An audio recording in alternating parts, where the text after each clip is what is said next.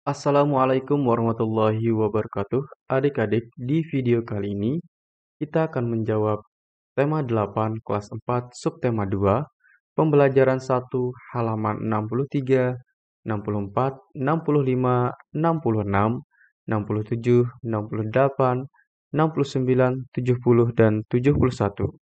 Baik, langsung saja kita jawab di halaman 63. Pertanyaan pertama. Apa yang dimaksud dengan cerita fiksi? Jelaskan. Jawabannya adalah, cerita fiksi adalah cerita rekaan atau khayalan yang dibuat oleh pengarang yang bertujuan sebagai hiburan. Soal nomor 2, sebutkan tokoh utama pada bacaan berjudul Roro Jonggrang di atas. Tokoh utama pada cerita berjudul Roro Jonggrang yaitu Roro Jonggrang dan Bandung Bondowoso. Soal ketiga di halaman 64, sebutkan tokoh tambahan pada bacaan berjudul Roro Jonggrang di depan. Tokoh tambahan pada cerita berjudul Roro Jonggrang yaitu Bisumi, Paradayang, dan pasukan jin. Berikutnya, kita akan menjawab di halaman 65, soal nomor 1. Apa yang terjadi pada bola yang ditendang? Jelaskan. Jawabannya, bola yang ditendang akan mengalami perubahan dari diam menjadi bergerak.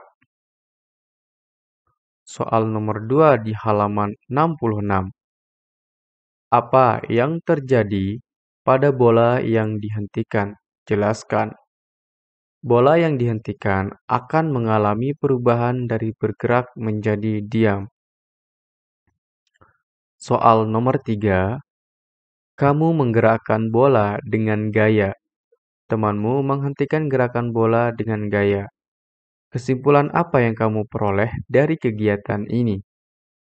Jawabannya, gaya dapat memengaruhi bola diam menjadi bergerak. Gaya juga dapat memengaruhi bola bergerak menjadi diam.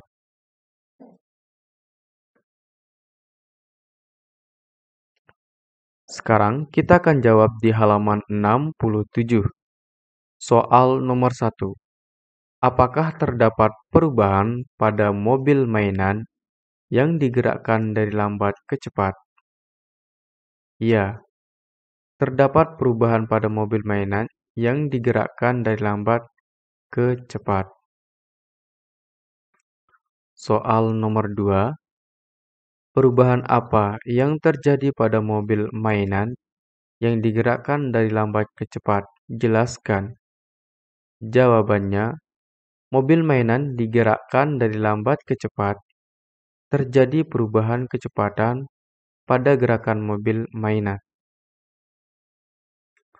Soal nomor 3. Kamu menarik mobil mainan dari lambat ke cepat dengan gaya.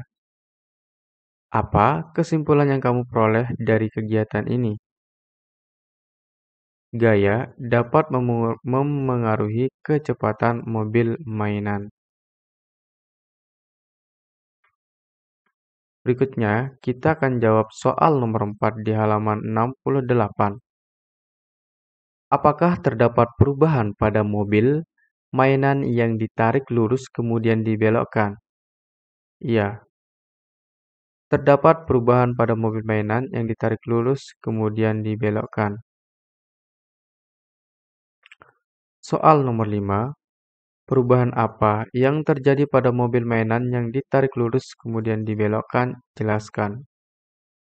Mobil mainan digerakkan dari lurus lalu berbelok, terjadi perubahan arah pada gerakan mobil mainan.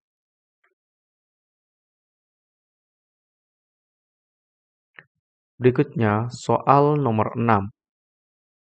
Kamu menarik mobil mainan dari lurus lalu berbelok dengan gaya. Apa kesimpulan yang kamu peroleh dari kegiatan ini? Kesimpulannya adalah gaya dapat memengaruhi arah gerak mobil mainan. Sekarang kita akan jawab di halaman 69. Kamu telah mengetahui beberapa macam pengaruh gaya terhadap gerakan benda. Sekarang, sebutkan contoh peristiwa yang menunjukkan gerakan benda akibat gaya. Peristiwa pertama, bola yang awalnya diam akan bergerak ketika ditendang. Peristiwa kedua, besi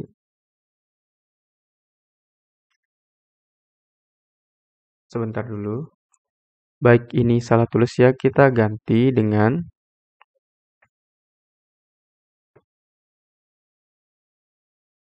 besi yang awalnya diam jika didekatkan dengan magnet maka akan tertarik dan menempel pada magnet.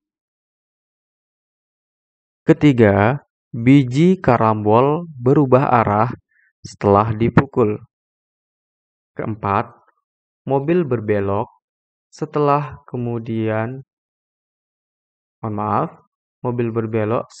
kemudi diputar ke kanan atau ke kiri. Yang kelima, kiper menepis bola yang diarahkan ke gawang. Berikutnya kita akan menjawab di halaman 70. Ayo renungkan.